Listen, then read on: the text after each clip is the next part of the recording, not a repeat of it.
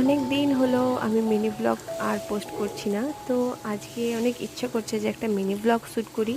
তো দিনটা ছিল সোমবারের দিন আর অনেক একটা ব্যস্ত দিন। তো যাই হোক আমি সকালবেলা মানে আমার 11টা।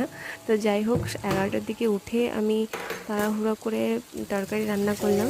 আর মাছ অনেক দিন থেকে খাওয়া হয় না, তো মাছের তরকারি রান্না করলাম। আর এখানে সাথে পটল আর মিষ্টি কুমড়া ভাজা ছিল। আর ভাতও রান্না করলাম। আর আমার অনেক বেলা হয়ে গেছে, প্রায় 1টাই বেজে গেছে।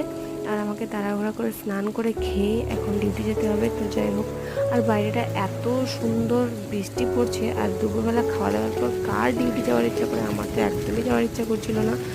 কেঁদেও কোনো লাভ নেই, আমাকে যেতেই হবে। তো এই যে কাঁদতে কাঁদতে বৃষ্টির জলে ভিজতে ভিজতে আমি চলে যাচ্ছি ডিউটিতে।